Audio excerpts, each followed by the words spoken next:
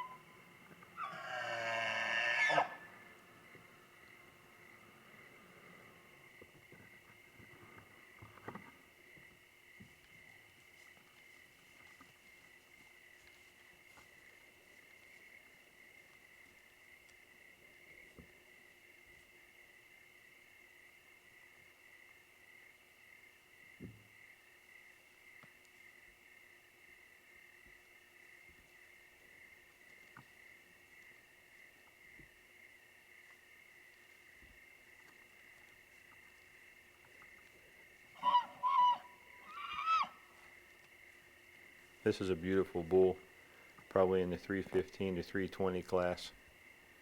Skip's looking him over.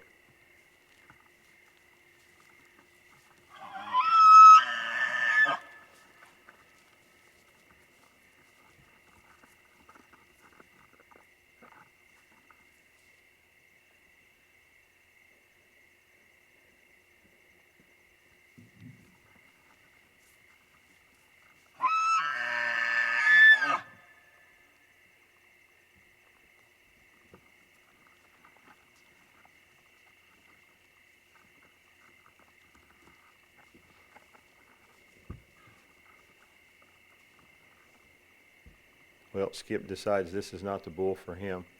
He's looking for a little older bull, a little bigger bull. So he's going to let this one walk. He's just a little short on points, a little light on mass. Needs a couple years.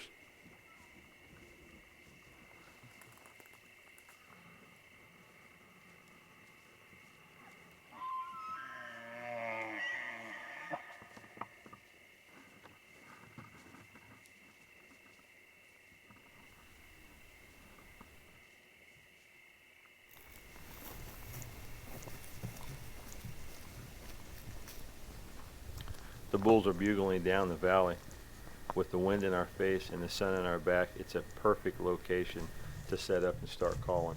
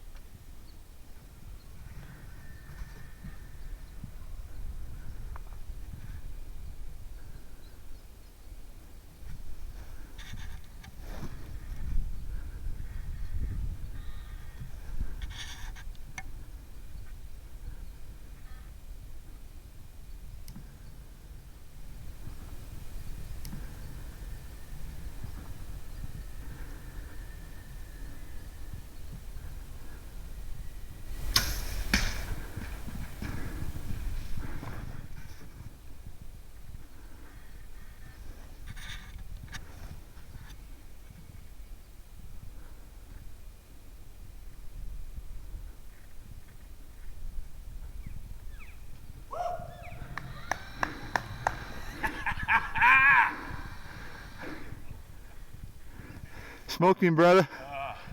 God, thank you. Skip, you're the man. Oh, that was Hey. awesome. Hey, toad, dude. That is a freaking toad. Oh my God. Oh, You're making it again. Thank you. Thank you. that's a hunch. Red wing guarantee. Yeah, that's a good one. Eh? Boy had a deep old beagle on him, didn't he? Oh, he come, buddy. I mean, he come. Yeah. Wow. Wow. Nice. Look at that bull, man. Oh, yeah. That's beautiful. Is that pretty or what? Huh? Man. That is awesome. Oh, boy. Ah, How about a 340 or so, huh? look at the size of Look that. at man. That is a No question with this one. Thank oh, you. man. Thank you. Yeah. Thank you. There we go. All right. Hey, good job, buddy. Thanks, buddy. Thank you. Thank you. Come on, buddy. That was great. Was that awesome or It what? was. It was. It was real good. Folks, we've been chasing these bulls all morning, and when it's time, it's time. Bob put us up there. He said, get up there. We got set up. I don't even think you got all the way back, and he was coming in. Yeah, Great calling, that and first call he answered me. I called real quiet, and he got a little like that, and then I started moving back. Cause you see how open it is, you know. Yeah. He'd see there wasn't a cow there. Yep. Well, you did a good job. Yeah. Thank you. I had that camera on him. I started shaking. I'm going, Skip, I hope you know this is a giant. Kill that sucker. Yeah, yeah. I didn't have to look back to look for reassurance. I knew that was a done deal when I saw these. You know, the key to this whole deal was side hill. Yep. We had the sun to our back, Yeah. and that bull came in from below us, and he was side hilling right to Bob, which was perfect broadside for you. Yep, no You doubt. got down there by that tree, and he came out. Could have been any more perfect. Yeah, Yeah. downhill, and he had to come by you before he could see that Yep. there wasn't a cow Yeah. up there, you know. So Yeah. It was perfect awesome. setup. Perfect. Buddy, Bam. glad you didn't kill those other little ones. Good guess job, Bob. Yeah. Passing that one on the first day was a good call, I guess. Sure was. Good shot, buddy. Thank you. Folks, thanks for being with us today right here on the 15-Yard Files.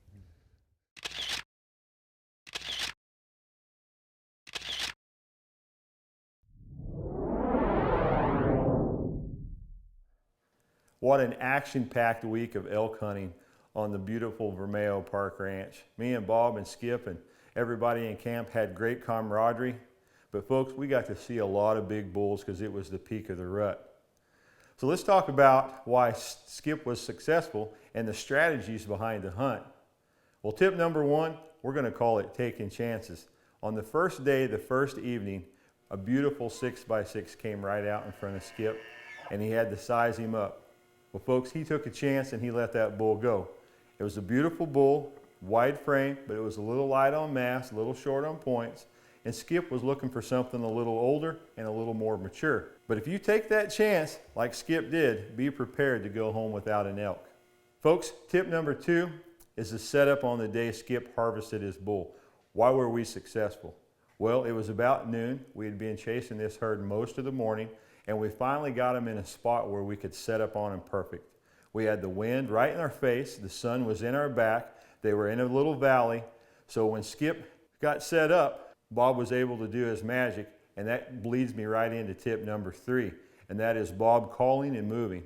Well, folks, in this timber, it was really open, so Bob was able to move. He got way behind us, almost 100 yards behind Skip, and moved and called and broke limbs and sounded like a herd of elk back there.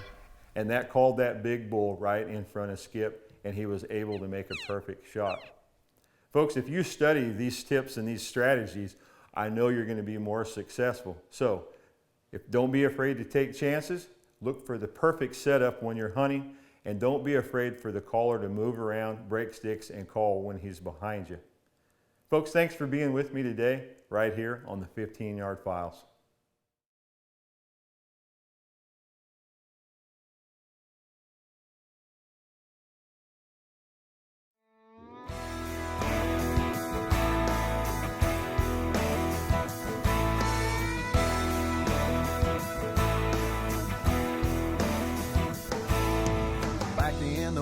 where you can't see the forest for all the cottonwood trees. My little humble abode sits back in a hole where nothing don't bother me. And in the spring of the year when the big birds strut, you can bet I'm gonna call. I'll be hunting tom turkeys and eating deer jerky that we killed back in the fall. I got a blonde-haired, green-eyed beauty queen. She knows how to treat me right. And she's been known to hunt the rut till she's got one in her sights. We got a big old red truck with 4 doors and 4-wheel drive to haul one out. And she'll hang him up and skin him and fry him in the kitchen and hang up another Hazel Creek mount. Bringing it home